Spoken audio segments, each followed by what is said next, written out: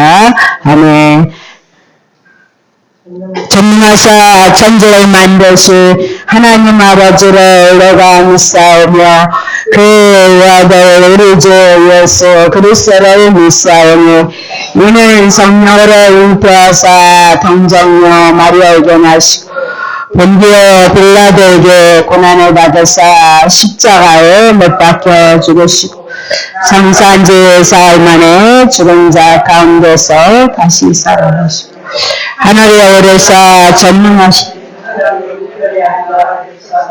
저리로서 선자와 죽은 자를 심판하러 오시리라. 성령을 믿사오며 거룩한 공예와 성도가 서로 교통하는 것과 죄를 사하여 주시는 것과 몸이 다시 사는 것과 영원히 사는 것을 믿사옵나이다. 아멘. 네, 고린도전서 7장. 네. 주기도문인지 사도신경인지 헷갈릴 때가 많네요. 자, 고린도전서 7장. 아직 치매는 아닐 거고 7장 26절서부터 40절까지 7장 25절부터 40절까지 그냥 다 해나갑니다.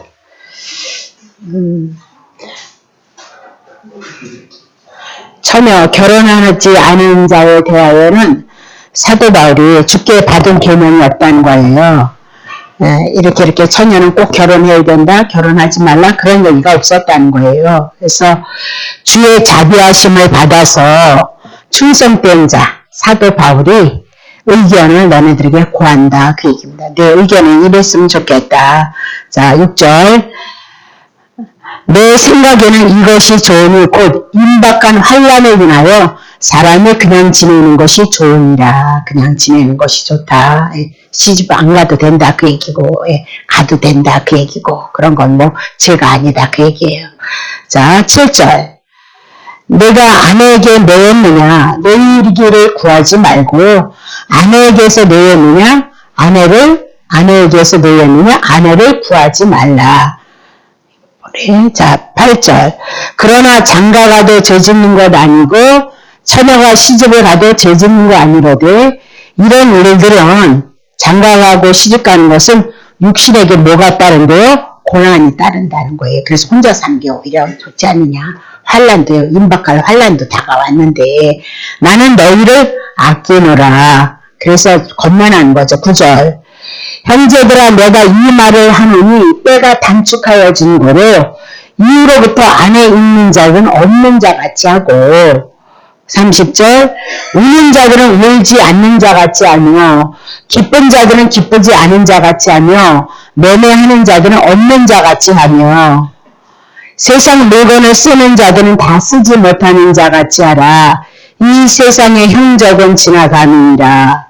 너희가 염려 없기를 원하노라. 장가가지 않은 자는 주의 일을 염려하여 어찌하여 주를 기쁘시게 할꼬 하되 3절 장가간 자는 세상 일을 염려하여서 어찌하여 아내를 기쁘게 할꼬 하여 마음이 나누는다. 시집가지 않은 자와 처녀는 주의 일을 염려하여 몸과 영을 다 거룩게 하려 하되 시집간 자는 세상의 일을 염려하여서 어찌하여 남편을 기쁘게 할고 그렇게 한다는 거죠. 5절 내가 이것을 말하면 너희의 이익을 위함이니 너희에게 의무를 내려 함이 아니니 오직 너희로 하여금 이치에 합하게 하여서 불명함이 없이 주를 섬기게 하려 함이니라. 누가 자기의 처녀 딸에 대한 일이 이치에 합당하지 못한 줄로 생각할 때에 혼기도 지나고 그같이 할 필요가 있거든 마음대로 해라. 그것은 죄 짓는 것이 아니니 혼인해도 된다 그 얘기예요. 예수 믿는 거는 믿느냐 안 믿느냐가 더 중요하다 그 얘기를 하고 있어요. 그러나 하나님의 섭리 하나님의 경륜 가운데서 결혼을 해야 창세기 1장 28절 자손 주신다 그랬잖아요. 번성케 한다 그랬잖아요. 그렇죠? 그 말씀이 이루어지려면 결혼해야 되겠어요? 안 해야 되겠어요? 예, 결혼해야 된단 말입니다. 하나님의 계획했던 하나님의 아들들이 나오기 위해서는 결혼제도가 그래서 세워진 거다. 그러니까 이 땅에 있는 남녀가 한 몸을 이뤄서 결혼을 하는 것은 그 가정을 이루면서 그 가정에 누가 이루어져요? 자식이 생기는 거잖아요. 그건 그림자다, 그림자. 그런 얘기, 성경이 그런 얘기 하고 싶은 거 아니다. 하늘에서 오신 예수 그리스도가 신랑이 되고 우리가 신부 되어져서 한 몸이 되어지는 거다. 네. 한 가정을 이루는 거예요, 예수님과 더불어. 그래서 남편이신 예수님과 신부된 우리가 한 몸이 되어져서 이제 예수로 말면 뭐 받아요? 예수님의 생명을 낳는 일을 하는 거라는 거예요. 낳는 일. 그게 뭐예요? 교회이고 어머니다. 어머니 교회가 그래서 나왔는지 모르는데 어쨌든 그렇다 그 얘기를 하고 있는 거죠. 그래서 지금 다시 합시다. 나중에 합시다. 40절. 자, 그러나 내 뜻에는 그냥 사도 바울에는 그냥 지내는 것이 더욱 복이 있으리로다. 나도 또한 하나님의 영을 받은 줄로 생각하노라. 거기까지입니다. 자, 그러면 이번에는 이제 고린도전서 7장을 통하여서 우리들에게 말씀하고 있는 것은 남자와 여자에 대한 부부의 관계에 있어서 서로가 서로를 향하여서 의무를 다하라 그렇게 얘기를 하죠. 그래서 그리스도께서 우리를 사랑했던 것처럼 남자들은 아내를 그리스도 사랑하듯이 그렇게 하고 여자들은 그리스도께서도 우리를 사랑했던 것처럼 남편을 어떻게 해요? 그리스도께 대하듯 그렇게 사랑하고 권면하라 그렇게 얘기를 했습니다. 그리고 은사가 아니면 혼인하라. 정욕을 인해서 범죄할 바에는 죄를 지을 바에는 혼인을 하라. 그런 권면을 했던 거죠. 그리고 만약에 혼인을 하는 가운데 고린도 교회는 이제 초대교회니까 복음이 들어오고 말씀이 들어옴으로써 믿는 자가 생겨나고 남편이 안 믿을 수 있고 여자도 안 믿을 수 있다는 거죠. 그러면 어떻게 할 것이냐? 갈리지 말라. 누가 알겠느냐? 너를 인하여서 누구를 믿을 거라고요? 예수 그리스도를 믿게 될지 모르잖아. 그렇게.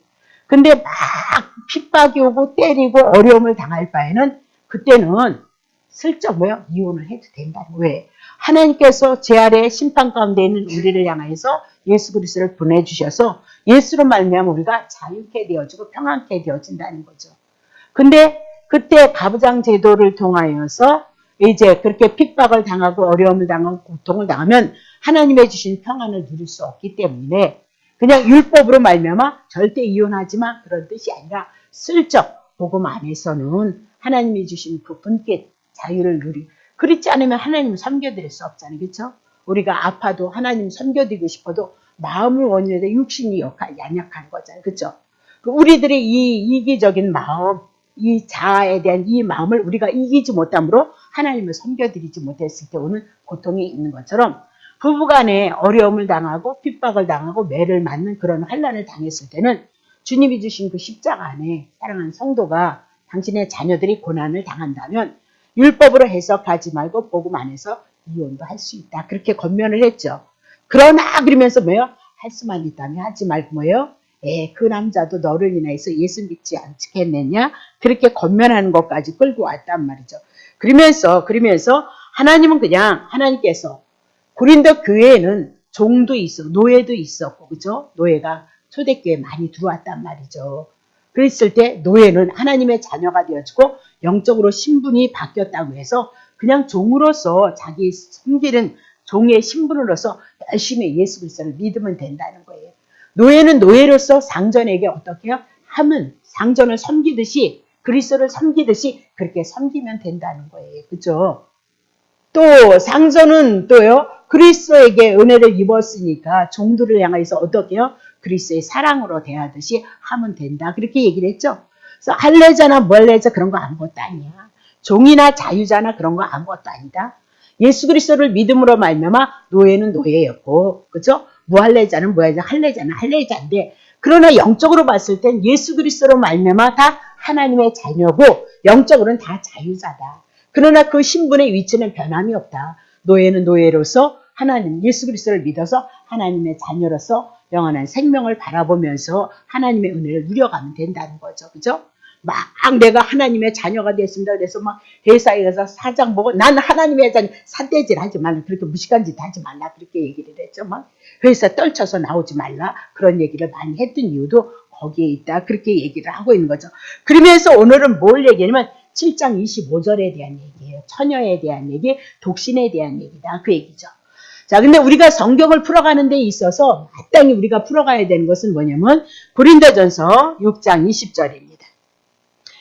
우리는 이제 값으로 산 것이 되어졌으니까 예수 그리스도의 것이에요. 그래서 예수 그리스도를 위해서 살아가는 것이 마땅한데 몸으로 뭐예요? 예수 그리스도를 위해서 살아가는 삶으로 하나님 앞에 영광을 돌려드리라 그 얘기죠.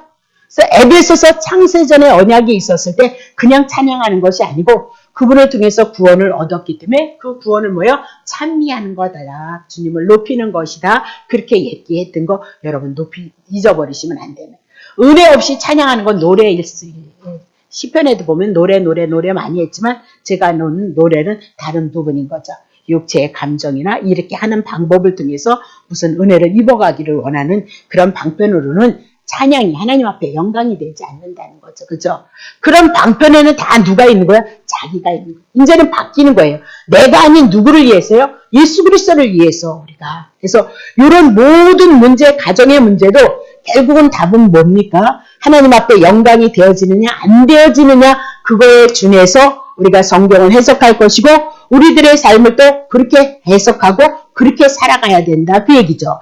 고린도전서 10장 31절 그런즉 너희가 먹든지 마시든지 무엇을 하든지 뭐예요? 다 하나님의 영광 예수 그리스도에게 합한 것인가 합하지 않은 것인가 그거 기억하면서 살아가라는 거죠.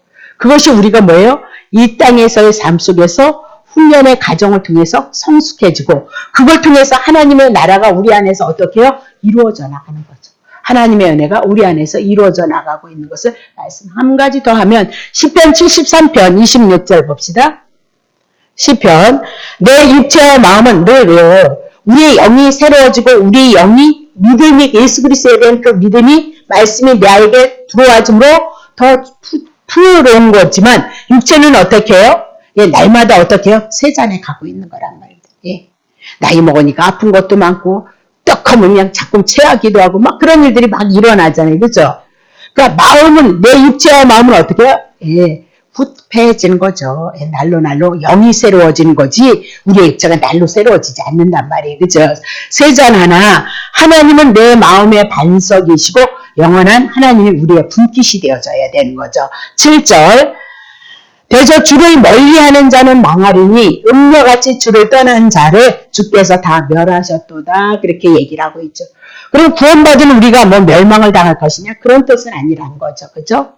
고린도전서를 통해서 음란이 들어왔을 때 영혼은 이미 나도 예수 그리스도를 통해서 구원을 얻었지만 육체의 삶 속에 뭐요? 죄를 인한 멸함이 있다 그 얘기를 하고 있는 거죠. 왜 그러냐면 그거 깨닫지 않으면 그리스도 은혜를 모르기 때문에 그래요. 복음을 통해서 하나님이 주셨던 그 은혜와 사랑을 모르기 때문에 죄는 결코 우리들에게 이익을 주지 않아요. 여러분이 보이든 보이지 않든 간에. 예. 자 다시 보겠습니다. 그래서 그런 걸 잘 해석하셔야 되는 거죠. 8절 봅니다. 하나님께 가까이 함이 내게 복이라 내가 주 여호와를 나의 피난처로 삼아 주의 모든 행사를 전파하리로다. 내가 복을 받았습니다. 하나님을 가까이해서 하나님이 우리를 가까이 한 거죠. 그렇죠? 뭐예요? 그게 복이 되어졌는데 내가 주 여호와를 뭐로 삼았어요? 피난처예요. 그러니까 구약은 여호와지만 신약은 누가 되는 거죠? 예수 그리스도가 우리의 피난처시고 우리의 도움의 힘이고 구원자이신 거죠. 그래서 주의 모든 행사를 뭐예요? 전파하는 거. 이게 뭐예요? 찬미하는 거고 찬송이라는 거죠. 예. 이렇게 해서 찬양이 된다는 것이 아니죠. 그렇죠? 그 찬양 속에 예수 그리스도가 행하셨던 그 은혜 그리고 그 은혜를 인해서 내가 변화되어졌던 것들 뭐 복음상가에도 그렇고 찬양에도 다 뭐예요? 주의 모든 행사. 그러면 한마디로 얘기하면 구약의 이스라엘 백성을 요한복음을 통해서 공부했던 걸 기억하죠. 여호와께서 죽은 자를 살렸던 것처럼 아버지께서 죽은 자를 살렸던 것처럼 예수도 죽은 자를 살리는 그건 뭐예요? 복음을 전파하는 것이다. 그 은혜를 입었다면 우리는 어떻게 해요? 예, 주님을 찬미하는 자리로 와야 된다. 그래서 처녀든 시집을 가든 안 가든 말든 간에 우리는 궁극적으로 뭐예요? 하나님 앞에 영광이 되느냐 안 되느냐의 문제일 거예요. 그러니까 사도 바울이 그렇게 얘기를 하잖아요. 자, 25절 보겠습니다. 25절, 7장 25절. 7장, 고린도전서 7장 25절부터 처녀에 대해서는 내가 주께 받은 계명이 없다. 성경에는 처녀는 시집 가야 된다, 가지 말아야 된다, 뭐 20살에 가라, 30살에 가라, 뭐 50살 이후에는 가지 말아 그런 얘기 없다는 거예요. 예. 처녀에 대해서는 내가 주께 하나님의 말씀으로부터 받은 계명이 없다. 그 얘기면서 주의 자비하심을 받았다. 자기는 사도 바울은 주의 자비. 그래서 늘 성경에서 볼 때 여러분 자비하시면 긍휼이고 그 긍휼을 조금 더 들어가면 뭡니까? 제사함을 받은 거예요. 예. 제사함을 받아서 사도 바울이 누구였어요? 율법의 대명사였잖아요. 그렇죠? 자기의 의를 가지고 하나님 앞에 나아가고자 하는 기고만장했던 자란 말입니다.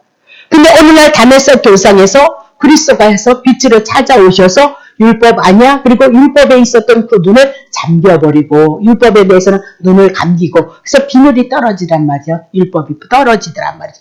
그리고 3일 후에 어떻게 다시요? 예, 눈을 뜨게 되어졌던 거죠. 율법에 대해서 죽고 복음에 대해서 눈을 떴던 것 그게 뭐예요? 자비하십니다. 사도 바울은 그렇게 얘기를 하죠. 그래서 충성된 자, 지금 사도로서 목숨을 바쳐서 생명을 다해서 복음을 증언한 거 하는데 자기의 의견을 구하고 있더라는 거죠. 그러면 사도 바울이 어떻게 계명도 아닌데 이렇게 얘기할 수 있겠느냐 그렇게 얘기를 하고 있거든요. 자, 40절 보겠습니다. 7장 40절.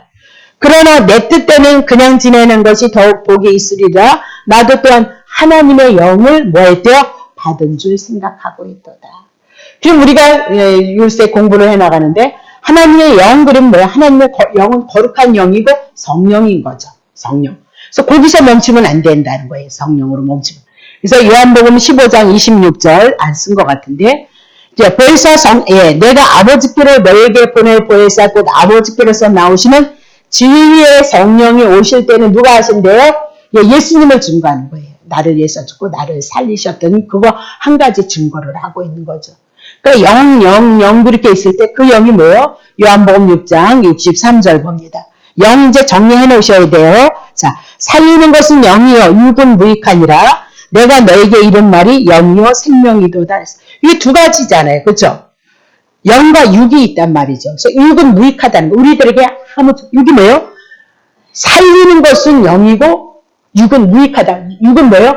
살리지 않고 죽인다 그 얘기죠. 그래서 육은 뭐예요? 고린도후서에 보니까 율법에 대한 얘기를 풀었어요.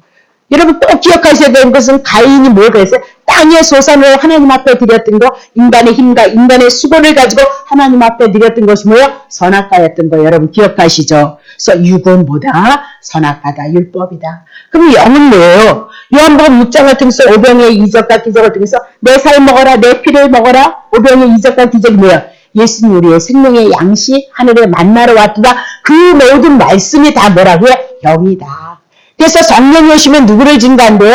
예수 그리스도를 증거하게끔 되어져 있도다. 그렇게 얘기해서 내가 여태껏 너네들에게 했던 말 쉽게 얘기하면 구약 성경을 통틀어서 너네들에게 얘기한 것이 내가 이런 말이에요. 그 구약 성경을 당신이 육신을 입고 오셔서 선지자로 제사장으로 뭐 있죠? 왕으로서 마태마가 누가 요한복음을 다 선포하고 이루신 그 모든 말씀이 뭐예요? 우리들에게 생명이 되어진다. 그렇게 얘기를 하고 있는 거죠. 그래서 사도 바울이 나도 뭐예요? 영을 받았다는 거예요. 그러면 사도 바울은 성령이 충만해서 사도 바울의 일생을 통하여서 구약을 복음으로 해석했던 자가 가장 대표적인 자가 누구였어요? 사도 바울이었단 말이죠. 그럼 얼마나 영감이 충만한 자란 말입니다. 그렇죠? 그러니까 자기도 성령의 충만을 받아서 그 말씀 안에서 지금 천의에 대해서 너네들을 권면하고 있다. 그렇게 얘기하고 성경이 기록되어졌던 이 모든 것들은 결국은 성령의 감동하심에서 기록되어졌으니까 이것조차도 뭐야? 사도 바울을 통해서 말씀하시지만 궁극적인 것은 누구의 뜻이라고요? 하나님의 뜻인 줄 알고 받으면 정확하다. 그렇게 얘기를 하고 있는 거죠. 자, 그러면 여기서 나도 그렇게 얘기해요. 사도 바울이 고린도 7장 나도 또한 하나님의 영을 받은 줄 생각하고 있도다라고 그렇게 얘기를 하고 있는 거죠. 그러면 고린도 교인들에게 얘기를 하고 있는 거예요. 고린도 교인들아, 너네들이 성령을 받았다고 생각하고 있느냐? 그때는 성령을 받았다면 그리스도 한 분을 증거해서 그리스도를 통해서 은혜를 입어야 가고 있는데 고린도 교인들은 성령을 받은 자의 삶을 살지 않았다는 거예요. 그래서 분쟁이 나타나고 시기와 질투가 있었고 자기의 의식 속에서 살았다라고 그렇게 얘기를 하면서 성령의 지배를 받는 삶이란 어떤 삶이냐? 사도 바울이 주를 위해서 자기를 버리고 갔던 삶. 매를 맞아가면서도 그들의 생명에게 이 복음이 증가하기 때문에 하늘에 올라가고 싶지만 결국은 내가 이 땅에 성도들을 향해서 복음을 전하는데 유익하게 하기 위해서 내 육체와 내 영을 하나님께서 허락하셔서 사용하신다면 그것을 위해서 살아가고 있다. 그렇게 얘기를 하고 있는 거죠. 그러니까 사도 바울은 당당하게 그들을 향해서 권면할 수 있는 힘이 있다는 거죠. 권면할 수 있는 힘. 그러니까 그런 것들이 이제 여러분과 나에겐 걸림돌이 되어지는 거죠. 예. 그냥 정말 예수님을 따라가고 예수님처럼 살아가면 뭐 걱정이겠어요. 그죠? 예. 자랑도 할 만도 하고 그렇게 하겠구만. 실상은 우리는 그런 삶을 이뤄내지 못하는 거잖아요. 그죠? 예. 그래서 때로는 양심의 가책이 되어지고 때로는 뭐 그것조차도 하나님이 허락하셨다 보시고 아하 그리스도 아니고서는 우리는 살아갈 소망이 없는 자라는 것을 깨닫게 하시긴 방편이다. 그러나 그것을 방종으로 쓰지 말라. 나를 위해서 육체의 기회로 이용하지 말라. 합리화시키지 말라. 그 얘기죠. 그건 복음을 향해서 하나님 앞에 원수 짓는 일하고 예수님을 십자가에 못 박는 짓이다. 그렇게 얘기를 하고 있는 거죠. 자, 그러면 사도 바울이 왜 그렇게 권면을 하고 있느냐. 자, 봅시다. 26절 보세요. 내 생각은 이것이 좋도다. 뭐가 좋냐면요. 곧 임박한 환난을 인하여서 사람이 그냥 지내는 것이 좋도다. 이제 곧 뭐가 온대요? 임박한 환난이 온다는 거죠. 그래서 늘 기억하는 것은 고린도 전서든 마태복음이든 무슨 말씀이든지 그 시대의 배경을 우리가 깔고 말씀을 들어야 된다는 거죠. 그러면 고린도 교회 유대인들이 예수님을 십자가에 올려놓으셨잖아요. 그렇죠? 못 박는데 십자가 올려놓고 예수님을 죽였고 하나님을 죽인 자들이에요. 그래서 예수님을 죽인 죄를 인하여서 어떻게 해요? 로마 네로로부터 어떻게 해요? 70년이 되어지면 예수님이 33년 사시다가 가셨잖아요. 그러면 곧 누가 온다는 거예요? 환란이 온다는 거예요. 로마로부터 핍박이 올 것이고 에르살렘이 무너질 것이라는 거죠. 그때가 되어지면 피비린내 나는 전쟁이 있고 고통이 있는 건 얘기할 수도 없는 상상도 할 수 없는 그 고통이 있기 때문에 그냥 사람이 그냥 지내는 것이 좋아. 그렇게. 왜냐면 지금 처녀에 대해서 쭉 얘기를 하지만 그런 환란이 왔을 때 어떤 사건들이 있었느냐. 자, 마태복음 24장 19절입니다. 그날에는 아이된 자들과 젖먹이는 자들에게 뭐가 있어요? 화가 있도다. 그렇게 얘기를 하고 있어요. 부모가 되어가지고 아이를 가졌을 때 그 환란을 향해서 어떻게 할 것이냐. 그거 감당하기 어렵다. 그 얘기고 젖먹이는 자들도 마찬가지지. 애미가 되어져서 새끼가 있을 때, 아기가 있었을 때 그 환란을 자식이 당하는 그 아픔이란 고통이란 감당하지 못한다. 그렇게 얘기를 하고 있는 거죠. 그리고 그때 당시는 또 어떤 그들이 생각이 있었냐면 그 주님이 곧 오신다 그랬잖아요. 곧 오셔서 당신네들을 데려가시고 이 땅에 심판이 있던 재림에 대한 사건들을 잘못 해석하고 있었다는 거죠. 그래서 곧 재림에 대한 사건도 임한다는 그런 사건이 있었단 말이죠. 예. 그래서 사도 바울도 꼭 가까이 임한다 그런 얘기를 많이 했던 이유가 거기에 있는데 그런 사건들이 있기 때문에 그 환란을 인해서는 그냥 처녀로 지내는 것이 더 좋지 않겠느냐 그렇게 권면을 하고 있다 그렇게 얘기를 하고 있어요. 그래서 우리가 예수 그리스도를 믿어가면서 처녀는 아닐지라도 보세요. 처녀는 자기 학문만 잘 다스리고 가면 된다는 거죠. 그죠? 그러면 결혼을 하면 아까도 나옵니다만 남편 된 자는 아내를 위해서 어떻게 해요? 마음과 생각이 나눠주고 남편만 있나요? 새끼도 있잖아요. 그죠? 삶의 무게가 있잖아요. 이런 모든 것들을 인해서 우리가 어떻게 해요? 하나님을 사랑하고 하나님을 섬기는 것이 마땅한데 하나님을 섬기기보다는 뭐요? 자식에게 마음 뺏기고 물질에게 돈 뺏겨요? 예, 그렇게 뺏겼다 치고 남편에게 뺏기고 자식에게 뺏기고 그러면 언제 주님을 사랑하겠느냐 그 얘기를 하고 있죠. 환난은 다가오고 있는데 고통은 다가오고 있는데 그러니까 이런 환난 가운데 이런 고통 가운데는 그대로 처녀로서 지내는 것이 더 좋지 않겠냐? 하나님을 섬기기엔 더 그러면 지금 다 저 아니에요. 창세기 1장 28절서부터 하나님 뭐 한다 했어요?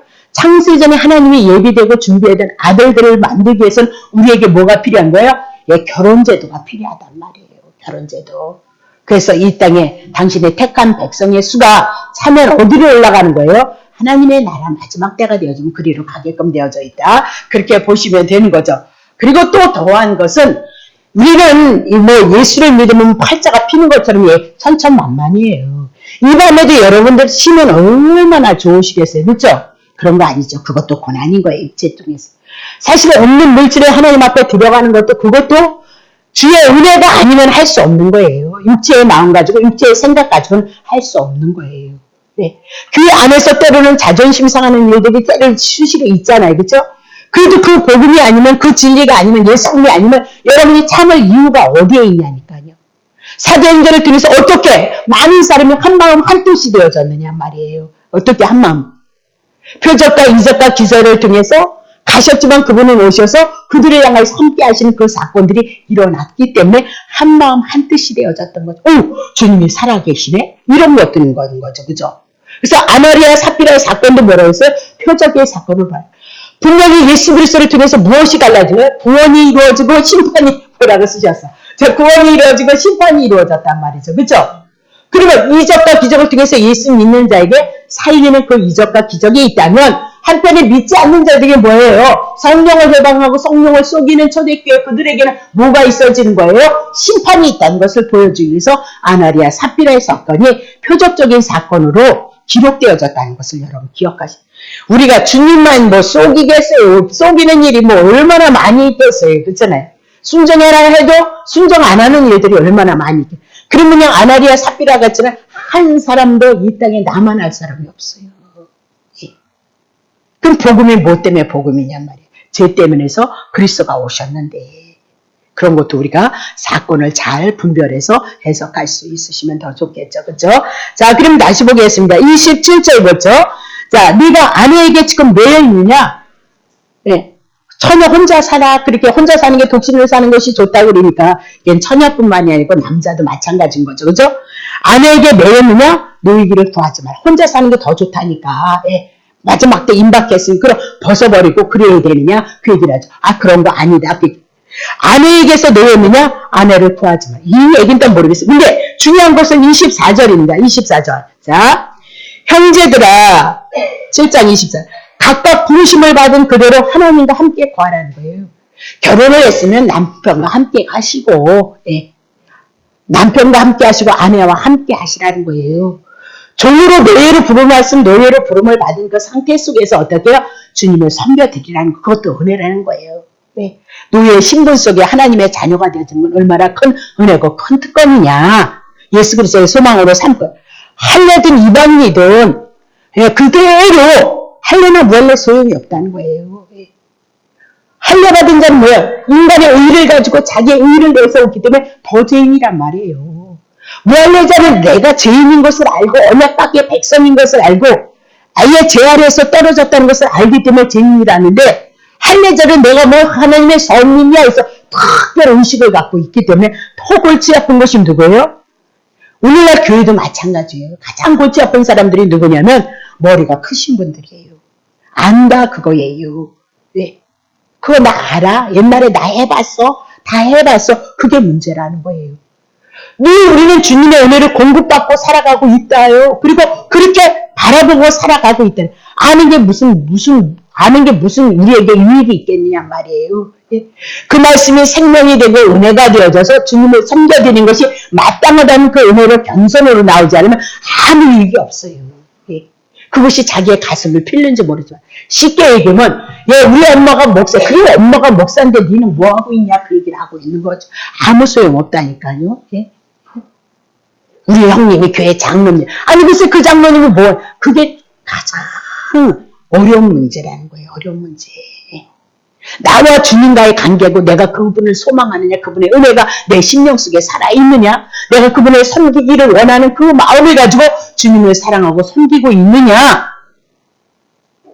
그게 중요한 거지 내가 뭐니가 뭐가 중요하냐 그렇게 얘기를 하고 있는 거죠. 그죠? 굉장히 중요한 거예요. 그래서 자 각각 부르심을 받은 그대로 독자 그냥 혼자 사는 게 좋다니까 아내가 있는데 아내 버리고 혼자 살야지 그렇게 하는 거 아니라는 거. 오해하지 말라 그렇게 얘기를 하고 있는 거죠. 자 그러면 28절 보세요. 그러나가 중요하다 그랬어요. 그러나 장가가도 죄 짓는 것 아니에요. 결혼제도 하나님이 허락하셔서 자녀들 번성시키셔야 돼요. 처녀가 시집가야 죄 짓는 것도 아니로되 이런 이들은 뭐가 있다고요? 육신의 고난이 있도다 그랬습니다. 그래서 나는 너희를 아끼기 때문에 임박한 환난이 있고 심판이 있을 것이니까 결혼하지 않았다면 그냥 혼자 사는 것도 유익하다. 그렇다고 해서 새끼 나도 모르고 안 된다 그 얘기죠. 주신 대로 그 안에서 주님. 그러나 중요한 것은 장가가는 거 뭐 죄 짓는 거냐? 결혼제도 주님이 주신 건데 시집가는 거 죄야. 그러면 죄는 뭐라 그랬어요? 저기 손이 왔나? 그렇잖아요. 죄는 내가 짓는다 안 짓는다가 아니라 그건 내가 죄인인 것을 깨닫게 아니요. 하나님 보내신 예수 그리스도를 믿지 않는 것이 죄예요. 왜? 그분이 오셔서 죄 문제를 처리했는데 그분을 믿지 않으니까 죄가 남아있기 때문에 예수를 믿지 않는 것이 죄지 뭐 하는 게 죄가 아니라. 그러니까 선악과의 문제도 마찬가지예요. 선악과는 따먹어서 죄인이 아니라 선악과는 율법을 얘기하고 있잖아요. 아담과 하와는 피조물로서 어디에 속해 있는 거예요? 자기가 선악에 속해 있기 때문에 뭘 따먹고 있어요? 행위로서 선악과를 따먹었으므로 말며 넌 죄인이다. 그것을 알게 하시는 거라니까요. 우리는 그런 존재라는 거예요. 선에 대해서 악에 대해서 하나님이 판단해야 되는 그 지식을 가지고 우리가 하나님과 같이 되어지고 싶은 그 자리에 머물러서 선악과를 따먹었던 것은 따먹어서 죄인이야. 맞아요. 맞는데 조금 더 들어가면 그들은 그런 존재였던 거예요. 그래서 따먹음으로 너네들이 못하고요. 율법 아래에 있는 자여 죄인이었던 것을 고발시켜 나가고. 그렇지 않고서는 알지 못하기 때문이다. 그렇게 얘기를 하고 있는 거죠. 자, 그러면서 육신에는 고난이 있다. 그 얘기를 하고 있어요. 아까 처음에 우리가 고린도전서 가정의 문제를 다뤄가면서 먹든지 마시든지 다 하나님의 영광을 위해서 우리가 부름을 받았다. 그 얘기예요. 그렇다면 여기서 안에 있는 자는 남편은 아내에게 매이게 되어지니까 마음이 나뉘어져서 하나님을 섬길 수가 없다는 거죠. 그렇죠? 자녀가 있으면 자녀를 인하여서 어떻게 해요? 예, 마음이 나누이고 자녀에게 더 마음이 많이 간다는 거잖아요. 그렇죠?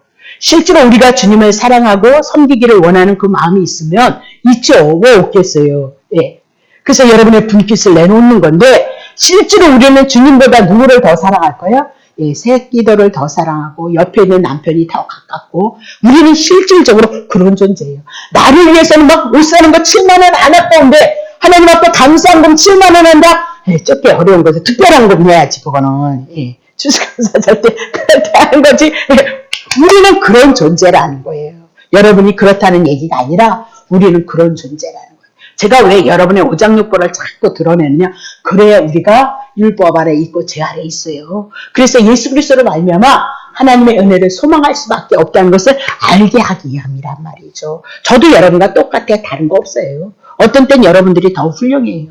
저 에어컨 끌까요? 추우신 것 같아요. 자, 그러면 시간도 마찬가지죠. 아내를 위해서, 남편을 위해서, 돈도 마찬가지죠. 시간을 위해서, 남편을 위해서 이렇게 쓰다 보면 마땅히 우리가 하나님을 섬기는 거 마땅하고 하나님의 영광을 드러내고 몸으로 하나님 앞에 산제사, 제물 드리는 거 마땅한데 실상은 그런 쪽으로 더 많이 가기 때문이다. 근데 결국은 환란이 지금 다가오고 있어요. 예루살렘의 멸망을 당할 위기에 처해 있는 거죠. 사도 바울의 눈에는. 그랬을 때는 결혼하지 않는 것이 좋다. 그렇게 얘기를 하고 오직 하나님을 섬기는 것이 좋다. 그 얘기예요. 잠언 12장 4절 보세요. 어진 여인은 그 지아비의 면류관이라. 어진 여인은, 착한 여인은. 예. 그러면 욕을 끼치는 여인은 그 지압으로 뼈가 썩음 같게 하리도다. 이제 이런 것도 한번 보세요. 율법과 복음. 어진 여인은 착한 사람이잖아요. 착한 것. 예. 그럼 그 착함이 뭐예요? 영생이라 그랬어요. 예수 그리스도를 믿는 것이 뭐예요? 선이라 그렇게 얘기를 했어요. 선한 것이 영생을. 그러면 어진 여인은 복음 안에 속한 자는 지압의 면류관이라는 거예요. 그러면 욕을 끼치는 건 뭐예요?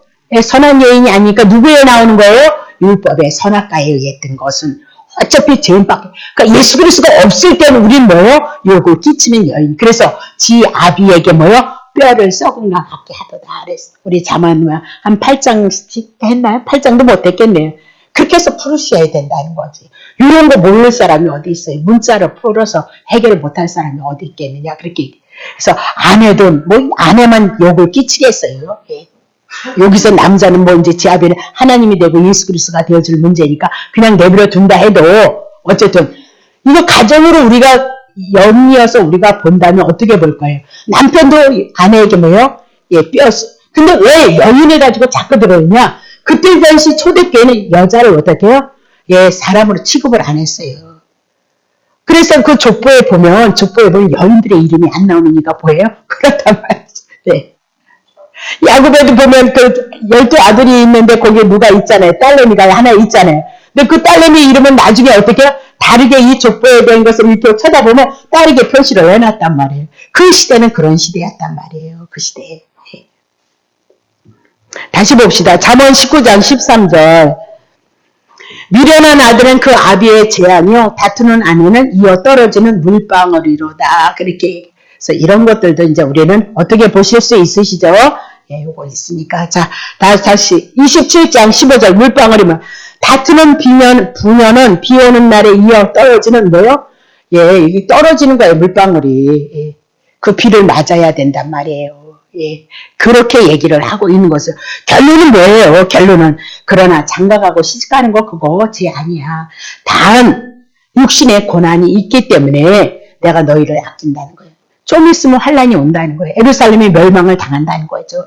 비비림에 나는 그 고통이 있다. 그러니 혼자의 몸으로 주님을 온전히 섬겨드린 거 그것이 낫지 않겠느냐? 그렇게 권면하고 있다 보시면 돼요. 자, 29절. 자, 29절 보세요. 형제들아 내가 이 말을 하노니 때가 단축하여진 거로 이후부터 안에 있는 자들은 없는 자같이 하더라 그랬습니다. 그래서 때가 단축하여졌도다 심히 가까워졌다는 거예요. 임박한 환란이 또 두 번째는 종말에 대한 것을 가지고 말씀했다. 그렇게 보시면 되는 거죠. 그리고 가장 처음에 나오는 것이 뭐예요? 지금 결혼의 문제를 맨 처음 언급하고 있다. 그 얘기죠. 그래서 가정을 이뤄가는 데 있어서 가장 중심점이 누구냐면 아내라는 거예요. 아내를 여기서 말씀하고 있잖아요. 그렇죠? 예? 안에 있는 자는 없는 자같이 하리라 그랬어요. 그러니까 아내를 인하여서 하나님을 사랑하고 하나님을 섬겨야 되는데 그 자리에 누가 가 있는 거예요? 아내가 하나님 자리에 가면 안 된다. 그렇게 얘기를 하고 있는 거죠. 아내가 하나님. 그러니까 아내를 최고의 가치로 최고의 목표로 삼지 말고 그 아내와 더불어 같이 누구를 최고의 가치로 여기라고요? 하나님의 가치로 여기라. 그렇게 얘기를 하고 있어요. 근데요. 어떻게 보면 믿음 안에 있는 부부들이요. 예, 믿음의 남자와 여자 다르잖아요. 그래서 믿음이 너무 좋으시고 성령에 충만하신 분들은 믿음대로 살려고 하잖아요. 근데 남편이 믿음이 없잖아요. 그래서 무슨 주님의 일을 이뤄나갈 때 있어요? 방해하는 사람이 뭐예요? 믿음이 없는 자가 방해를 해요. 남편과 부부가. 어떤 때는 여자가 어떤 때는 남자가 그렇게 얘기를 해요. 예. 그런 일들이 있다니까요. 근데 그런 것을 인해서 주신 것이 아니고 지금 여기는 뭐라고 얘기해? 안에 있는 자를 어떻게 아내가 있느냐. 아내를 향해서 목표를 제한하는 것이 아니라 오직 우리는 하나님 앞에 영광 그것을 위해서 살아가기 때문에 아내를 하나님의 자리에 두지 말고 그 아내를 끌어들여서 같이 한 몸 한 뜻이 되어져서 주님을 섬기는 그 자리로 나아가야 되는 것이 옳다. 그렇게 얘기를 하고 있는 거죠. 그러니까 믿음 없는 남편 말 자꾸 따라가는 것이 옳은 것이 아니라 이해하고 권면해서 그걸로 하지만 우리는 어때요? 우리는 믿음의 길을 우리는 가야 되는 거예요. 그러다 보면 그 길이 어떻게 해요? 예, 어느 날 주님이 은혜를 베푸면 그날에 같이 가는 거죠. 예. 다시 보겠습니다. 자, 그러면 우리는 하나님의 나라에 대한 그 소망을 가지고 아내와 더불어 하나님을 섬기라 그 얘기입니다. 자, 30절 보세요. 30절. 우는 자들은 울지 않는 자 같이 하고 기쁜 자들은 기쁘지 않은 자 같이 하고 매매하는 자들은 없는 자 같이 하라. 그렇게 얘기를 하고 있어요. 세 가지가 나오고 있죠. 그래서 슬픔, 큰 기쁨, 또 매매하는 것 우리가 세상을 살아가는 희노애락이 여기 다 들어갔다. 그 얘기죠. 예. 그래서 우는 자는 울지 말라는 거예요. 어떻게 그럴 수가 있겠어요. 예. 그리고 기쁜 자는 막 기뻐해야 되는 거 아니에요? 막 같이 기뻐해 주고 그렇게 얘기를 하는데 또 매매하는 자들은 막 자기가 필요한 부분을 향해서 막 사들이고 막 즐거울 거 아니에요? 그것도 없는 것 같이 하라는 거예요. 그걸 잘 풀어주는 성경이 뭐냐면 31절이죠. 세상 물건을 쓰는 자는 다 쓰지 못하는 자 같이 하라. 그러면서 이 세상의 형적은 뭐야? 다 지나가는 것이다. 잠시 잠깐일 뿐이다. 라고 그렇게 얘기를 하고 있는 거죠.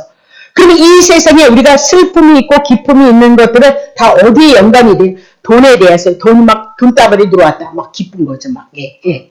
명예가 들어왔다. 아, 기쁘죠. 또 없으면 슬픈 거로 생각을 하세요. 또 뭐가 있냐? 지식. 또 뭐가 있까? 자식이 잘 되어지는 거. 이런 거 얼마나 기쁘냐는 거죠. 근데 만약에 그런 것들이 없으면 또 얼마나 슬프겠느냐라고 그렇게 얘기를 해요. 근데 이런 것들은 잠시 잠깐 지나가는 인생의 여정일 뿐이라는 거예요. 영원하지 않다는 거예요. 하나님은 그것을 향해서 가치를 두지 않는다는 거예요.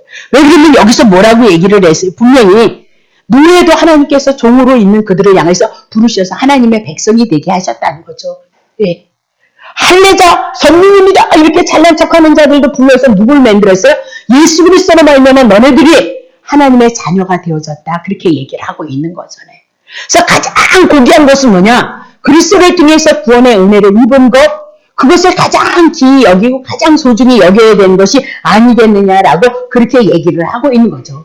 막 돈이 들어오고 권력이 들어오고 지식이 들어오고 명예 이런 거 너무너무 아름다운 것이다 라고 그렇게 돼 있어요. 근데 이런 것들이 많이 들어오면 어차피 자기를 위해서 살아가는 우리의 인생은 이것이 하나님의 그 영광이 아님에도 불구하고 축복이니까 축복인데 불빛인 줄 알지만 그것이 우상화가 되어지면 오히려 예수 그리스도를 높이고 예수 그리스도를 높여야 되는데 나 같은 것도 주님이 끊임없이 사랑하시고 은혜를 베푸 이래야 되는데 자기 가진 돈을 자랑하고 자기 가진 권력을 자랑하고 자기가 남보다 조금 낫다는 것을 자랑하는 것은 그 자리에 누가 서 있는 거예요? 예, 주님의 자리에 그 사람이 서 있기 때문이다. 우리는 충분히 그럴 수 있는 존재라는 거예요. 그 존재. 그렇죠? 네. 그래서 조금만 틈만 있으면 뭐예요? 자랑하고 싶은 거란 말이에요. 자랑하고 싶은 거예요. 근데 자랑은 조심해야 되는 거예요. 예, 한 번은 들어주고 싶어요. 두 번은 들어줄 수도 있어요. 세 번, 네 번 하면 어떻게 해요? 예, 우리는 그럴 만한 능력이 없어. 그럴 능력이 없다고요. 예. 그래서 우리 속에 뭐가 있는 거예요? 예, 죄라는 것이 드러난단 말이에요. 내가 자랑하면 그 옆에 있는 사람, 없는 사람은 어떻게 되겠어요? 예, 기죽게 되겠죠? 서글플 수 있잖아요. 그럼 또 누가 가려지는 거예요? 그러면 환경 때문에 그 사람이 좋다는 그것 때문에 누가 가려져요? 예수 그리스도가 가려지게끔 되어져 있다는 거죠. 예. 그런 건 조심해. 그건 덕의 차원을 봐야 된다는 거예요. 근데 철없이 막 자랑을 막 하는 거지. 그러면 그리려니 하시고 가시면 되는데 요놈 오장육부가 또 죄를 지니까 그게 괴롭단 말이죠. 그래서 내가 나를 자랑하는 것이 아니라 남이 여러분을 칭찬해 주시고 우리들에겐 다 있어요. 저에게도 좋은 점이 있지만 나쁜 점도 많이 있어요. 여러분도 똑같고요. 그렇죠? 은혜로서 사랑으로서 우리가 뭐예요? 덮고 좋은 건 세우고 덕을 세우느냐 안 세우느냐 중요해요.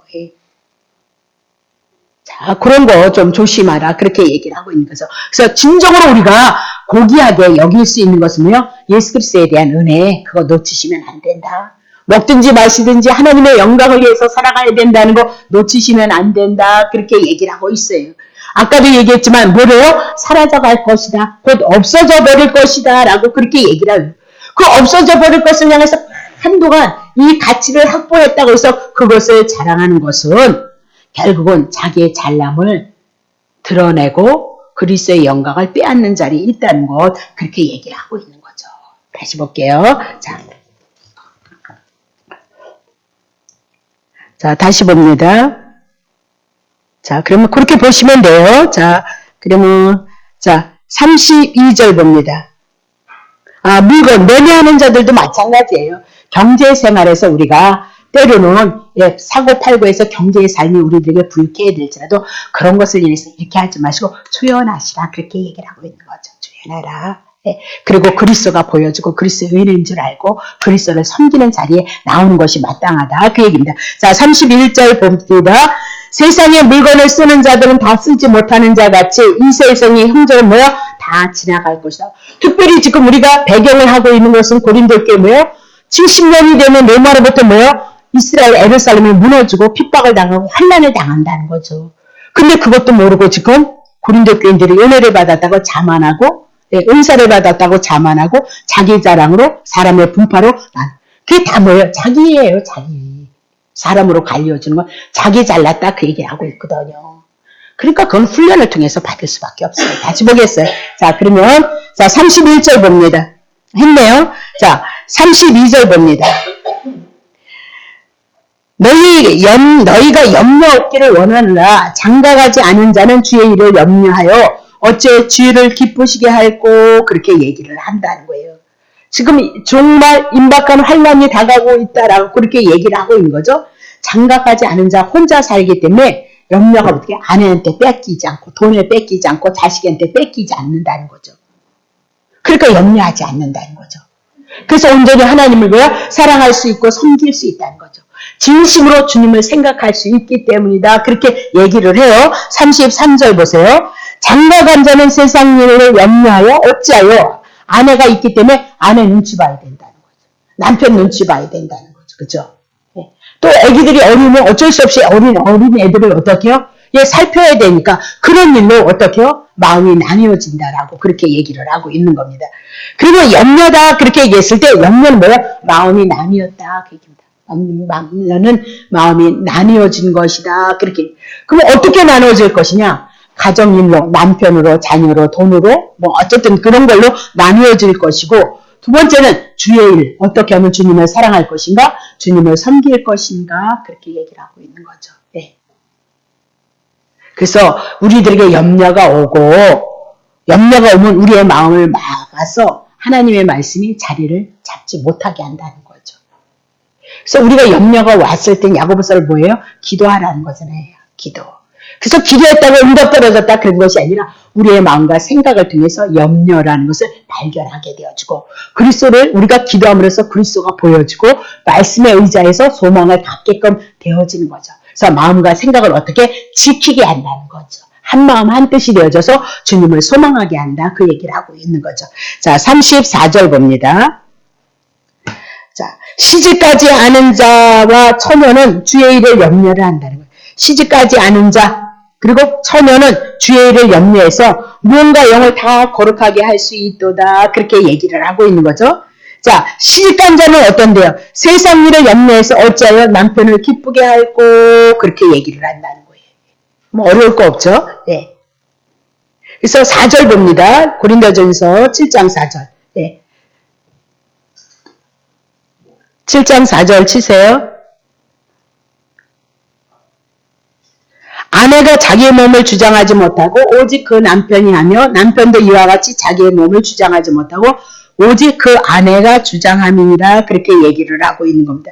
그것이 뭐예요? 시집간 자는 세상 일을 염려하여서 어찌 왜 남편이 밥 차려 그러면 어떻게 해요? 밥 차려주느라고. 가지마 이러면 가지 말아야 되고 이런 것 때문에 남편에 의해서 어떻게 구속을 당할 수 있다는 거죠.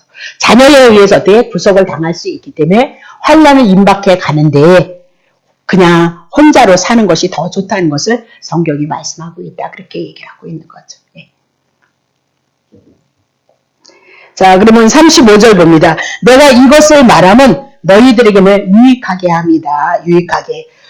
너희에게 오인을 놓으려고 아니 시집가고 싶은데 장가가고 싶은데 혼자 살려고 그러네 그렇게 오인을 놓으려고 하는 것이 아니라는 거예요. 곧 환난이 임한다. 예루살렘이 멸망을 당한다. 그러면서 오인을 놓으려 함이 아니니 오직 너희와 하여금 이치에 합하게 하여서 분야함이 없이 주를 섬기는 것 그것이 가장 중요하다 그렇게 얘기를 하고 있는 거죠. 시집장가가는 것이 아니라 오직 환난을 임하여서 그냥 주님을 섬기는 것이 유익하다. 그래서 여기서 뭐라고 해요? 유익이다 그렇게 얘기했을 때 28절 봅니다. 28절에 보면 장가가는 거 죄짓는 거 아니고 시집가는 거 죄짓는 거 아니고 아니라도 이런 이들은 육신에 뭐가요? 고난이 있다. 그래서 나는 너희를 아끼니까 그냥 혼자 사는 것이 좋도다. 아끼기 때문에 지금 얘기하고 마땅히 하나님을 사랑하고 섬기는 것이 마땅하기 때문에 그렇게 지금 권면하고 있다. 그렇게 얘기를 하고 있는 거죠. 그죠? 그리고 32절에 보면 뭐예요? 염려, 나누기 때문에 오직 하나님을 섬기는 것이 좋기 때문에 그렇게 얘기를 하고 있다. 그렇게 얘기. 자, 36절 봅니다. 누가 자기의 처녀의 딸에 대한 일이 이치에 합당한지 못한 줄로 생각을 한다는 거예요. 아이고, 홍기도 지나갔고 그것이 할 필요가 있거든, 결혼할 필요가 있거든 마음대로 해라. 이것은 죄 짓는 거 아니라 혼인하게 하라 그랬습니다. 그러니까 자식에 대한 그 권리는 누가 갖고 있어요? 그때 당시에는 지금은 지네들이 좋으면 결혼한다 그러지만 그때에서는 가부장 제도였기 때문에 아버지가 자식들의 그 혼인의 문제를 쥐고 있었단 말이에요. 그러니까 아버지가 그렇게 얘기해요. 자기의 처녀의 딸, 아버지에게 딸이 있는데 이제 뭐를 얘기해요? 혼기가 너무 지났다는 거예요. 그러면 아버지 입장에서 근심하고 걱정할 수 있다 그렇게 얘기를 하고 있어요. 그러면서 혼자 사는 것이 좋다라고 그렇게 얘기했을 때 혼란이 올 수 있다는 거죠. 그랬을 때 그냥 그러지 말라는 거예요. 아버지가 원한다면 그냥 혼인시켜라. 그건 죄 아니다 그 얘기죠. 그것을 통해서 하나님의 자녀를 양육하고 하나님의 나라를 세워가는 거니까 그 결혼을 하도록 하라 그렇게 얘기를 하고 있는 거죠. 죄 아니다. 근데 37절 보세요. 또 여기 그러나가 나와요. 그의 마음을 굳게 하라 그랬습니다. 네. 부모의 마음을 흔들리지 않게 하라는데 또 부득이한 일도 없고 자기의 뜻대로 할 권리가 있어서 그렇게 얘기를 하고 있죠. 자, 그 처녀딸을 머물게 두기로 마음에 작정하여도 잘하는 것이다. 그냥 처녀로 시집가지 않는다 해서 그냥 둔다 해도 누구에 대한 얘기? 아버지가 그냥 그래 처녀로 있어도 돼 그렇게 얘기를 한다면, 그렇게 마음을 먹고 있다면 그냥 처녀로 두라는 거예요. 그것도 잘하는 것이라는데 38절 보세요. 그러므로 처녀딸을 시집 보내는 것도 자도 잘하는 거고 시집 보내지 않는 자도 뭐요? 더 잘하는 것이라는, 안 보내는 게 뭐 하는 거라고요? 더 잘하는 것이라는, 더 잘하는.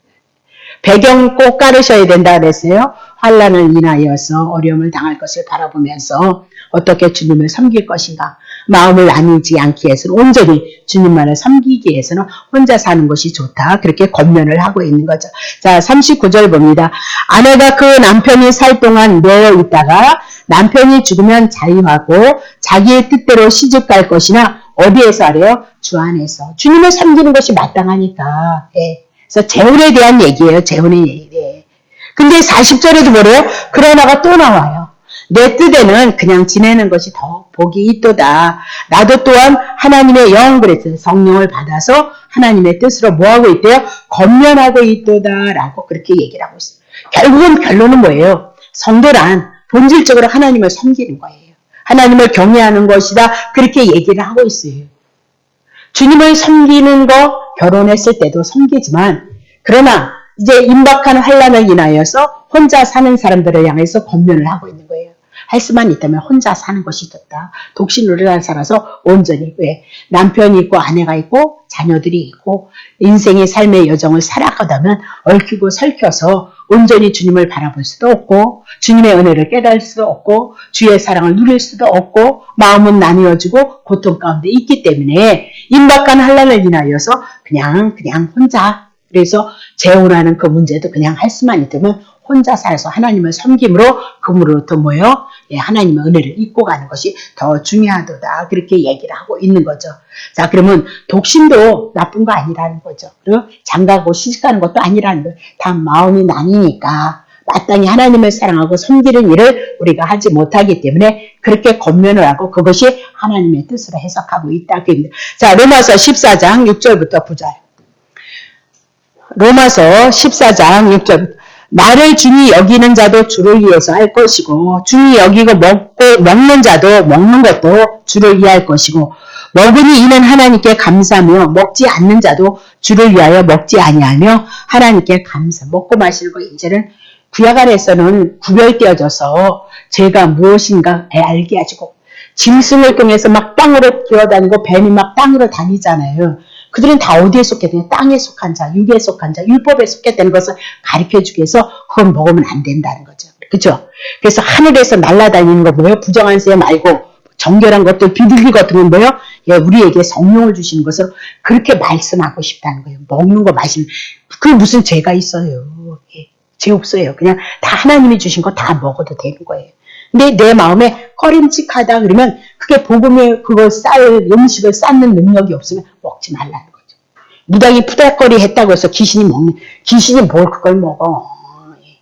그러니까 그런 것도 다 지금도 생각하면, 내가 생각해보면 거짓말인지 할지는 모르는데, 처음에 예수를 믿었는데 어디를 갔는데 막 나는 그런 경험이 없으니까 그냥 은사만 왔지 그런 경험 없어. 막 자랑을 하는데 뭐라고 자랑하냐면 예수를 믿는데 밥을 떠나야 되는데 참 너무너무 괴롭다는 거예요. 근데 또 지혜롭기도 했던 것 같아요. 그 집사님은. 그래서 막 밥을 하는데 거기다 밥에다 십자가를 딱 걷대. 다 십자가를 마귀가 못 오도록. 그때는 뭐 또 우리 그렇게 알았어요. 그리고 숟가락을 꽂았더니 고기에 나중에 보니까 밥이 파래트레나 어쩌다. 그래가지고 얼마나 신기하냐고. 그래서 나도 그거 한번 했더니 나는 그냥 그대로 하얗더라. 그러니까 그런 거 보면, 그러니까 그런 게 장로들의 유전이란 말이에요. 물론 그런 일이 있을 수 있어요. 체험을 시키기 위해서. 그런 거예요, 여러분. 이제는 그런 거에 혹하시면 안 돼. 아니, 이 말씀에 의해서 예수님을 만나야 되는 거잖아요. 예, 말씀에, 이 말씀을 믿어야지. 그런 걸 간증이라고 하면, 그럼 지만 하나님 특별히 사랑하는 거, 우리는 뭐예요? 안 사랑한다, 그 얘기예요? 그럼 믿음이 없다, 그 얘기예요? 난 지보다 은사 더 받았는데? 아니, 개뿔도 없이 은사를 받은 거니까 자랑할 거는 없는데, 자랑할 거는 없는데 그런 얘기 수도 없이 많이 듣잖아요. 수도 없이. 예. 인터넷에도 돌아다니는 거 보면 다 그런 얘기 있잖아. 뭐 했더니 뭐 했다. 그러니까 그런 거 걸르셔야 된단 말이에요. 예. 고사떡 먹었는데 토했더라. 그래서 그냥 우리 교회 처음에 왔는 그 남자분이 그거 그냥 다니면서 자랑을 해. 고사떡 먹었는데 토했다. 난 안 토하는 거거든. 그 자기는 영적이고 난 영적이지 않은 거야. 예? 성도는 영적이고 목사는 개뿔도 아닌 거예요. 그때는 내가 전도사였으니까 몰랐으니까 뭐 그렇구나 그런 일. 근데 개뿔이나 나는 왜 먹는데 내 떡을 좋아했으니까 왜 안 토하냔 말이에요. 왜 안 토하냔 말이에요. 이제는 그런 것은 참고만 하시면 돼요. 그건 진리 아니에요. 예수님 아니에요. 우리가 지금 이제 저도 지금 교회 생활을 어떻게 할 것인가 이 말씀을 생활의 관계로 문제 여러분이 처음이니까 이제 들을만 하는 거예요. 생활의 문제, 본적인 세계를 우리 예배 생활을 하니까 들을만 하다고. 맨날 이런 말씀이면 여러분 들을 때는 깨닫는데 여러분 영혼이 어떻게 해요? 양식이 안 들어왔잖아요. 하늘의 양식, 생명의 떡을 여러분이 먹지 않았잖아요. 예수 그리스도를 못 먹었잖아요. 그렇기 때문에 나중에 어떻게 해요? 헛걱한 거예요. 헛걱한 거. 예배는 드려서 그런 것 같은데 실상은 여러분 속에 뭐가요? 헛겁하다니까. 그래서 우리가 한 번은 살피고 권면을 해 나가는 그 과정에 어떻게 신행할 생각을 그것을 위해서 고린도전서를 해 나가기는 합니다만 그런 것은 여러분이 조금 분별을 하셔야 되는 거예요. 그래서 사람들이 막 말씀을 진리를 한마디로 툭툭 던져버리면 몰랐던 거 그런 자리에서 듣는 거는요 잊어버려지지도 않아요. 영원히 분별할 수 있는 그런 말씀이 되어진단 말이에요. 이런 얘기는 뭐 어느 목사님이든지 다 그냥 다 할 수 있는 얘기 정도의 차이만 있을 뿐이지 누구든지 할 수 있는 얘기라는 거죠. 누구든지. 그래서 그런 것을 여러분들이 잘 염두에 두시고 그래서 자기 말 많이 하면 사람들이 힘들어한다. 다 혼적인 얘기잖아. 복음을 인해서.